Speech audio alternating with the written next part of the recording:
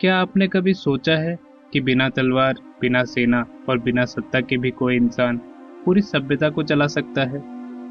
सोचिए, एक ऐसा इंसान जिसकी मौत को 2500 साल हो चुके हैं, लेकिन आज भी चीन के स्कूलों, सरकारी नीतियों, परिवार की परवरिश और रोजमर्रा की सोच में उसकी आवाज गूंजती है।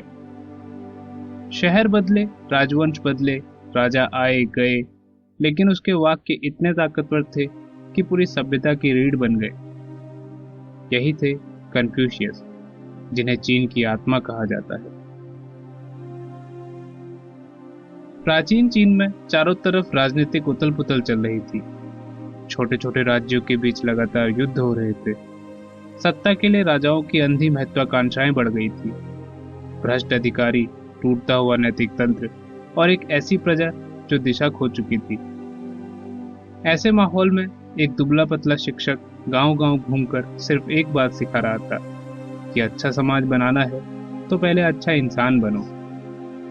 और यही शब्द आगे चलकर चीन, कोरिया, जापान और वियतनाम की नैतिकता का ढांचा बन गए।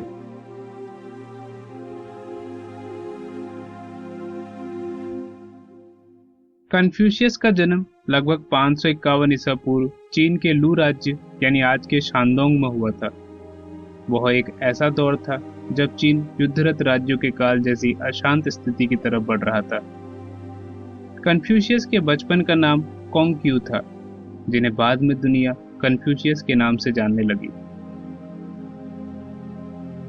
कन्फ्यूशियस की माता का नाम यान ज़ेंगज़ाई और उनके पिता का नाम कोंग हे था। कोंग हे लू राज्य की सेना में उच्च पद पर अधिकारी थे, जो युद्ध भूमि में दुश्मनों को ललकारते थे। उम्रदराज होने के बावजूद कोंग हे ने दूसरा विवाह एक युवा विधवा युवती यान ज़ेंगज़ाई से किया, जिन्होंने बाद में कन्फ्यूशियस को जन्म दिया। कुछ समय बाद उनके पिता की मृत्यु हो गई, जिससे उनके परिवार को गहरी चोट पहुंची और उनका जीवन कठिनाइयों से भर गया। मां ज़ेंगज़ाई ने अकेले ही बेटे की परवरिश की। ज़ेंगज़ाई के पास धन नहीं था, न दौलत थी, बस नैतिकता और शिक्षा के बल पर उन्होंने कन्फ्यूशियस की परवरिश की। कन्फ्यूशियस का बचपन बेहद गरीबी में बीता, लेकिन इस गरीबी ने उन्हें जनता की पीड़ा को समझने की गहरी नजर दी। जब वे बड़े हुए तो उन्होंने देखा कि कैसे भ्रष्ट अधिकारी गरीबों का शोषण करते थे और कैसे राजा अपनी ही प्रजा को लूटने लगे। यह अनुभव आगे चलकर उनके दर्शन का आधार बना। उन्होंने अपने दर्शन में राजाओं के लिए कहा था कि एक शासक वही होता है जो अपनी प्रजा की भूख, पीड़ा और आवश्यकता को समझे। कम उम्र में ही कन्फ्यूशियस ने छोटे मोटे सरकारी काम शुरू कर दिए थे। उनका जीवन कभी गोदामों की निगरानी में बीतता, कभी सरकारी दस्तावेजों को संभालते हुए और कभी एक छोटे क्लर्क की जिम्मेदारियां निभाते हुए। लेकिन नौकरियों में उनका मन नहीं लगा। बचपन से ही संगीत की धुनें उन्हें अपनी ओर खींचती थी। प्राचीन इतिहास की कहानियां उनके मन में सवाल जगाती थी और समाज को जोड़ने वाले पारंपरिक संस्कार उन्हें सबसे ज्यादा आकर्षित करते थे। दोस्तों, गरीबी ने ही उन्हें किताबों से दूर रखा, लेकिन सीखने की जिज्ञासा उनसे कभी दूर नहीं हुई। वे नदियों के किनारे बैठकर सोचते, बुजुर्गों की बातें ध्यान से सुनते और संगीत का अभ्यास करते, और इस तरह कन्फ्यूशियस ने जीवन को ही अपना गुरु बना लिया।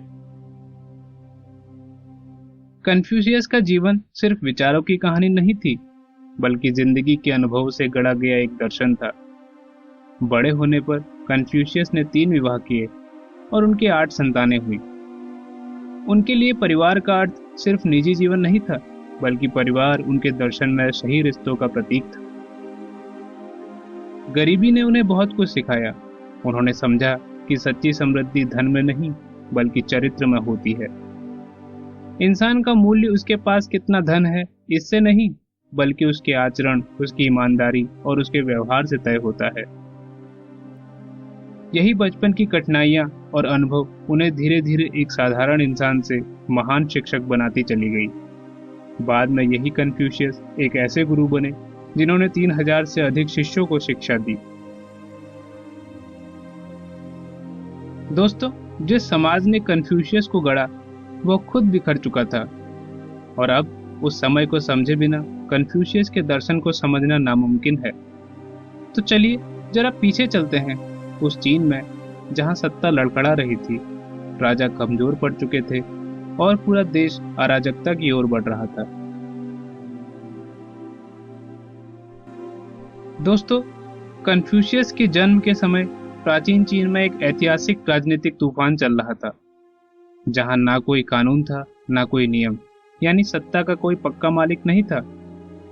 उस समय जोउ वंश अपने पतन के दौर पर था और उस समय जोउ वंश का औपचारिक राजा जोउ लिंग वांग था। लगभग 220 वर्षों तक शासन करने के बाद जोउ वंश की केंद्रीय शक्ति कमजोर पड़ चुकी थी। अब उसका प्रभाव पूरे चीन पर नहीं रहा। सत्ता बिखरकर कई छोटे छोटे राज्यों जैसे लू, जी, जिन, चू और सोंग में बट गई। हर राज्य का अपना राजा था, अपनी सेना थी और अपनी महत्वाकांक्षाएं थी। जोउ सम्राट केवल नाम का शासक रह गया था, जबकि वास्तविक शक्ति इन स्वतंत्र राज्यों के हाथों में चली गई थी।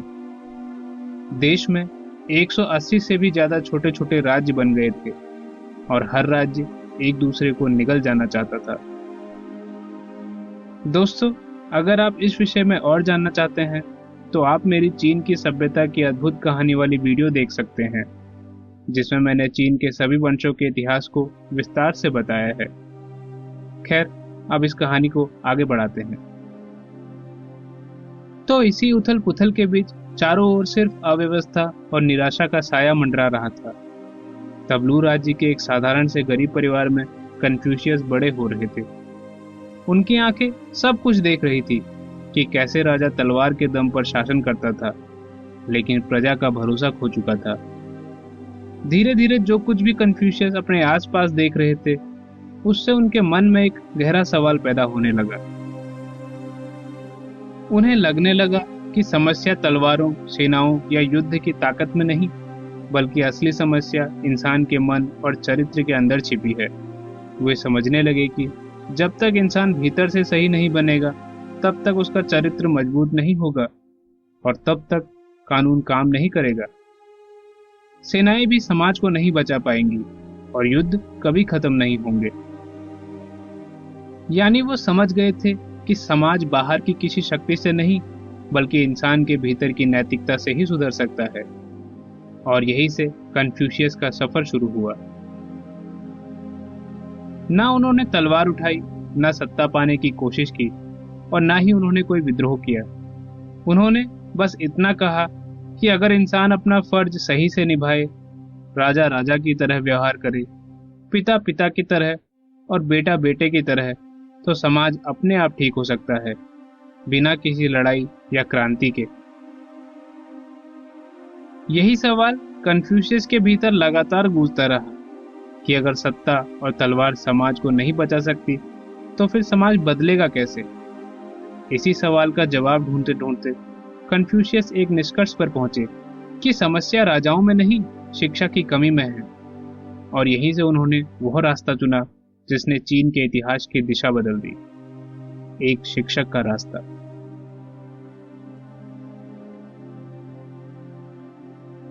कन्फ्यूशियस की जिंदगी में सबसे बड़ा मोड़ तब आया जब उन्होंने तय किया कि ज्ञान को सिर्फ महलों की दीवारों तक सीमित न रखकर पूरे चीन में फैलाया जाए। पहले चीन में पढ़ना लिखना, शास्त्र, संगीत और इतिहास, ये सब केवल अमीर परिवारों, राजकुमारों और ऊंचे घरानों के बच्चों को ही सिखाया जाता था। आम किसान या गरीब का बेटा चाहे जितना भी तेज दिमाग वाला हो, उसके लिए शिक्षा के दरवाजे हमेशा ही बंद रहते थे। लेकिन कन्फ्यूशियस ने इस पुरानी सोच को तोड़ने की शुरुआत की। वे कहते थे, जो सीखना चाहता है मैं उसे पढ़ाऊंगा, चाहे वह अमीर हो या गरीब। और यही सोच उनकी शिक्षा में बदलाव की शुरुआत थी। धीरे धीरे उनके पास तरह तरह के लोग आने लगे। कोई गरीब किसान का बेटा था, कोई छोटे अफसर का लड़का, कोई व्यापारी का था, कोई सैनिक का। कन्फ्यूशियस सबको एक ही चटाई पर बैठाकर पढ़ाते थे। कन्फ्यूशियस कभी भी एक जगह नहीं रहते थे। वे अपने शिष्यों के साथ कभी लू राज्य, तो कभी किसी और दूसरी रियासत की ओर निकल जाते थे। वे पैदल चलते, गाड़ियों में सफर करते और रास्ते में नदियां भी पार करते थे। कहते हैं उनके जीवन काल में सैकड़ों नहीं हजारों लोगों ने उनसे शिक्षा ली। इनमें से कई बाद में मंत्री बने, सलाहकार बने, विद्वान बने और कन्फ्यूशियस की बातें लेकर पूरे चीन में फैल गए। यही कारण है कि उन्हें अक्सर चीन का पहला पब्लिक टीचर कहा जाता है, यानी वह व्यक्ति जिसने पहली बार शिक्षा का दरवाजा सबके लिए खोल दिया और यह घोषणा कर दी कि शिक्षा किसी एक वर्ग की जागीर नहीं बल्कि हर इंसान का अधिकार है। दोस्तों, अब तक हमने कन्फ्यूशियस को एक शिक्षक के रूप में देखा, लेकिन जरा सोचिए, जिस इंसान ने हजारों शिष्य तैयार किए, क्या उसके अपने समय में भी उसे वही सम्मान मिला होगा? क्या राजाओं ने उसकी बात मानी होगी? तो चलिए जानते हैं कन्फ्यूशियस के जीवन से जुड़ी वे घटनाएं जो दिखाती हैं कि सही बात करना कितना महंगा पड़ सकता है। दोस्तों, कन्फ्यूशियस की जिंदगी किसी राजा की चमकदार कहानी नहीं थी। वह एक साधारण शिक्षक थे जिनकी जिंदगी संघर्ष से भरी हुई थी। वे लू राज्य से निकले यह सोचकर कि कहीं ना कहीं उनकी बात सुनी जाएगी। वे एक राज्य से दूसरे राज्य जाते रहे। कभी किसी दरबार के बाहर खड़े होकर घंटों इंतजार करते थे, कभी किसी मंत्री से मिलने की कोशिश करते। हर जगह कन्फ्यूशियस बस यही कहते, मुझे मौका दीजिए, मैं आपके राज्य को बेहतर बना सकता हूं। लेकिन ज्यादातर राज्यों में उनके लिए दरवाजे बंद कर दिए जाते थे। फिर भी कन्फ्यूशियस कभी नहीं रुके और ना ही कभी निराश हुए। वे आगे बढ़ते रहे क्योंकि उन्हें भरोसा था कि आज नहीं तो कल कोई ना कोई उनकी बात जरूर समझेगा। कहा जाता है कि एक बार कन्फ्यूशियस ची राज्य पहुंचे। उस समय वहां के राजा ड्यूक जिंग ऑफ ची थे। राजा ड्यूक जिंग कन्फ्यूशियस की बातों से काफी प्रभावित हुए। उन्होंने उनकी बहुत सराहना की और उन्हें ऊंचा पद देने की पेशकश भी की। लेकिन कन्फ्यूशियस ने एक शर्त रख दी। उन्होंने राजा से साफ कहा, सबसे पहले अपने दरबार से रिश्वतखोर अधिकारियों को बाहर निकालिए और प्रजा की भूख मिटाइए। यह सुनते ही दरबार के मंत्री भड़क उठे। वे राजा के पास जाकर कहने लगे, यह आदमी गलत बातें कर रहा है, यह आपकी सत्ता को हिलाना चाहता है। मंत्रियों की बातों में आकर राजा ने अपनी सत्ता बचाने के लिए कन्फ्यूशियस को ची राज्य से निकाल दिया। इसके बाद कन्फ्यूशियस वे राज्य पहुंचे। उस समय वहां के राजा थे ड्यूक लिंग ऑफ वे। कहा जाता है कि वहां के एक मंत्री ने उन्हें रास्ते से हटाने के लिए खाने में जहर मिलाने की साजिश रची ताकि वे राजा को प्रभावित न कर सकें। लेकिन कन्फ्यूशियस ने उस भोजन को खाने से मना कर दिया। वेई राज्य में भी उन्हें काफी अपमान सहना पड़ा। इसके बाद वे सोंग राज्य पहुंचे। उस समय वहां के राजा थे duke Jing of Song. Song राज्य में भी हालात और भी खतरनाक हो गए। वहां एक सैनिक जिसका नाम हुआन तुई था, उसने कन्फ्यूशियस पर तीर चलाने की धमकी दे दी, क्योंकि कन्फ्यूशियस ने राजा से साफ कहा था कि केवल वही राजा शासन करने का हकदार है जो नैतिक होता है। दोस्तों, हर जगह कहानी लगभग एक सी थी, क्योंकि कन्फ्यूशियस की नैतिकता सभी राजाओं को कांटे की तरह चुभती थी। हर राज्य से निकाले जाने के बाद वे भूखे पेट रास्तों में सोते रहे, अपने शिष्यों के साथ जंगलों में महीनों भटकते रहे, लेकिन उन्होंने कभी अपने सिद्धांत नहीं छोड़े, ना रिश्वत ली, ना कभी झूठ बोला। ऐसे थे कन्फ्यूशियस। दोस्तों, कन्फ्यूशियस को समझने का असली दरवाजा उनकी किताबों से खुलता है। कन्फ्यूशियस का असली रास्ता उनकी शिक्षाओं से निकले ग्रंथों में छिपा है। दिलचस्प बात यह है कि ज्यादातर किताबें उन्होंने खुद नहीं लिखी, बल्कि उनके शिष्यों ने उनके विचारों को संजो कर रखा। उनका सबसे प्रसिद्ध ग्रंथ एनालेक्टस है, जो छोटे छोटे संवादों और नैतिक शिक्षाओं से भरी यह किताब कन्फ्यूशियस की आवाज में जीवन के मूल्यों, अनुशासन और सीखने की भावना को सामने लाती है। इसके अलावा उनकी 5 और प्रमुख किताबें हैं, जिन्हें 5 क्लासेस कहते हैं। कन्फ्यूशियस ने चीन के 5 महान ग्रंथों को संजोने, पढ़ाने और व्यवस्थित करने में बड़ी भूमिका निभाई। आइए इन 5 ग्रंथों को समझते हैं। पहला है बुक ऑफ सॉन्ग्स यानी शी जिंग।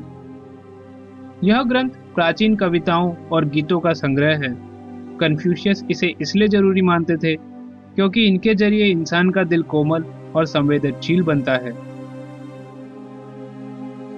दूसरा है बुक ऑफ डॉक्यूमेंट यानी शू जिंग। यह ग्रंथ पुराने राजाओं, शासकों और उनके भाषणों व घोषणा पत्रों का संग्रह है। ये किताब बताती है कि अच्छा शासन कैसा होता है, अन्यायी राजा कैसे गिरते हैं और स्वर्ग की आज्ञा कैसे किसी से छिन जाती है। उनकी तीसरी बुक है बुक ऑफ राइट्स यानी ली जी। ये किताब बताती है कि कैसे बड़ों से बात करनी है और शादी, त्योहार, दरबार की मर्यादा, ये सब रिवाज इस ग्रंथ में है। उनकी चौथी बुक है बुक ऑफ चैलेंज यानी आई चिंग। यह ग्रंथ प्रतीकों, रेखाओं और हेक्साग्राम के जरिए बदलती हुई दुनिया को समझने की रहस्यमय किताब है। बाद में इसे भविष्य देखने के ग्रंथ की तरह पढ़ा गया, लेकिन कन्फ्यूशियन परंपरा में इसे परिवर्तन के नियम और निर्णय लेने की बुद्धि से जोड़ा गया। उनका अंतिम और 5वीं किताब है स्प्रिंग एंड ऑटम एनल्स यानी चुनचू। यह ग्रंथ लू राज्य की संक्षिप्त वार्षिक घटनाओं के इतिहास पर आधारित है। देखने में यह बस घटनाओं की सूची लगती है, लेकिन माना जाता है कि कन्फ्यूशियस ने इसे इस तरह लिखा कि शब्दों के चुनाव में ही उनकी सोच दिखाई देती है। दोस्तों, कन्फ्यूशियस की ये किताबें सिर्फ ग्रंथ नहीं थी, ये उनके अनुवादों, अनुभवों, संवादों, जीवन की सीख का संग्रह थी। लेकिन सवाल ये है कि इन किताबों के पीछे सोच क्या थी? वह दर्शन क्या था जिसने इन शब्दों को सदियों तक जीवित रखा? तो चलिए अब उनके दर्शन की गहराई में उतरते हैं। दोस्तों, कन्फ्यूशियस का दर्शन कोई जटिल दार्शनिक जाल नहीं था, बल्कि जीवन की सरल लेकिन गहरी सच्चाइयों का संग्रह है। वे कहते थे, संसार को बदलना है तो पहले खुद को बदलो। उनके विचारों की जड़ें 5 मुख्य सिद्धांतों में समाई हैं, जो एक दूसरे से जुड़े हुए हैं। तो आइए उन 5 सिद्धांतों को समझते हैं। उनका पहला दार्शनिक सिद्धांत है रेन यानी मानवता और करुणा। कन्फ्यूशियस के दर्शन का सबसे चमकदार सिद्धांत है रेन यानी मानवता और करुणा का सिद्धांत। वे कहते थे, दूसरों के लिए वही करो जो अपने लिए चाहते हो। यह उनका स्वर्णिम नियम था, जिसे उन्होंने जीवन का केंद्र बनाया। एक दिन एक शिष्य ने गुरुजी से पूछा, गुरुजी, सही जीवन क्या है? कन्फ्यूशियस ने जवाब दिया, दूसरों को दुख न दो, उनकी मदद करो, जैसे अपनी माँ की सेवा करते हो वैसे ही। दोस्तों, रैन सिर्फ भावना नहीं थी, यह हर रिश्ते में करुणा का व्यवहार था। उनका दूसरा दार्शनिक सिद्धांत है ली यानी सही आचरण की कला। दोस्तों, ली का मतलब है रस्में और सही व्यवहार। कन्फ्यूशियस के लिए ली सिद्धांत सिर्फ मंदिर में पूजा या धार्मिक कर्मकांड नहीं था, बल्कि जीवन का हर पहलू था, जैसे कैसे चलना है, कैसे बोलना है, कैसे झुकना है और दूसरों को सम्मान कैसे देना है। कन्फ्यूशियस कहते थे, ली सिद्धांत के बिना इंसान जानवर जैसा है। समाज को अनुशासित रखने का यह सही तरीका है। दोस्तों, उनका तीसरा दार्शनिक सिद्धांत है शियाओ यानी माता पिता का सम्मान। कन्फ्यूशियस मानते थे कि परिवार ही समाज की नींव है। एक अच्छा बेटा वही है जो माता पिता की सेवा करता है, और वही एक अच्छा नागरिक बन सकता है। एक बार एक शिष्य ने कन्फ्यूशियस से कहा कि उसके पिता बहुत क्रूर हैं और उसे मारते पीटते हैं। इस पर कन्फ्यूशियस बोले, फिर भी उनका सम्मान करो, यही शियाओ का सिद्धांत है। इसी सिद्धांत से अच्छा चरित्र बनता है और पूरे समाज को उज्जवल बनाता है। उनका चौथा दार्शनिक सिद्धांत है यी यानी नैतिक सत्यनिष्ठा। इस सिद्धांत के अनुसार सही काम करना हमारी पहली नैतिक जिम्मेदारी है, चाहे उसमें नुकसान हो या फायदा। कन्फ्यूशियस कहते थे कि पैसे से ज्यादा महत्वपूर्ण सही काम करना है और कोई भी व्यक्तिगत लाभ नैतिक कर्तव्य से ऊपर नहीं हो सकता। उनका पांचवा और अंतिम सिद्धांत है जुंजी, यानी उनके अनुसार एक आदर्श व्यक्ति कैसा होना चाहिए। इस सिद्धांत के अनुसार कन्फ्यूशियस के लिए वही व्यक्ति आदर्श था जो नैतिक हो, शिक्षित हो, विनम्र हो, आत्म अनुशासित हो, झूठ ना बोलता हो और लालच में ना पड़ता हो और हमेशा सीखते रहने की कोशिश करता हो। ऐसा इंसान जो समाज को सही दिशा दिखाए, वही जुंजी है।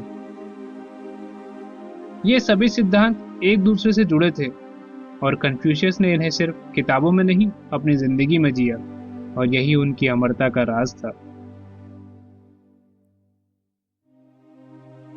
दोस्तों, धीरे धीरे कन्फ्यूशियस का जीवन अपने अंतिम पड़ाव की ओर बढ़ता है और यहीं से शुरू होती है उनकी कहानी का सबसे भावुक अध्याय, उनकी मृत्यु और उसके बाद मिलने वाली वह मान्यता जो शायद उनके जीवन काल में उन्हें कभी नहीं मिली।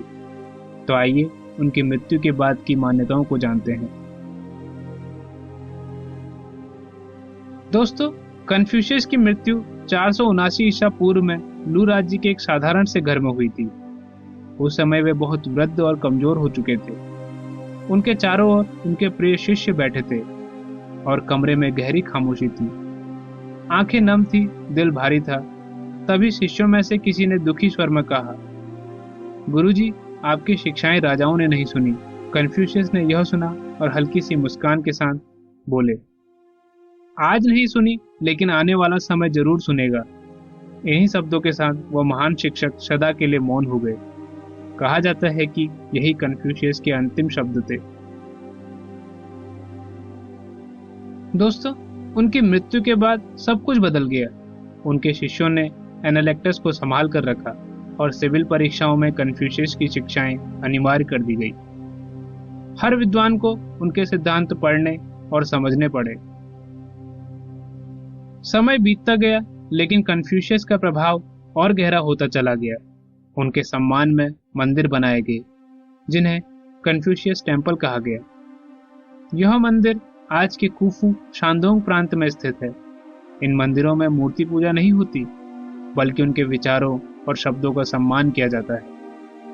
आधुनिक समय में कन्फ्यूशियस इंस्टीट्यूट पूरी दुनिया में फैले हुए हैं, जो चीन की भाषा और संस्कृति सिखाने का केंद्र है। तो अब जब हमने जाना कि कैसे कन्फ्यूशियस की सोच ने पूरी चीनी संस्कृति को प्रभावित किया, तो आइए इस ज्ञान यात्रा को यही समाप्त करते हैं। अगर आपको यह सफर दिलचस्प और ज्ञानवर्धक लगा हो, तो इसे अपने दोस्तों और परिवार के साथ जरूर साझा करें। हमारे चैनल को सब्सक्राइब करना ना भूलें। हम फिर मिलेंगे इतिहास और दार्शनिक कहानियों की एक नई और रोमांचक दुनिया लेकर। इस वीडियो को अंत तक देखने के लिए आप सभी का दिल से धन्यवाद।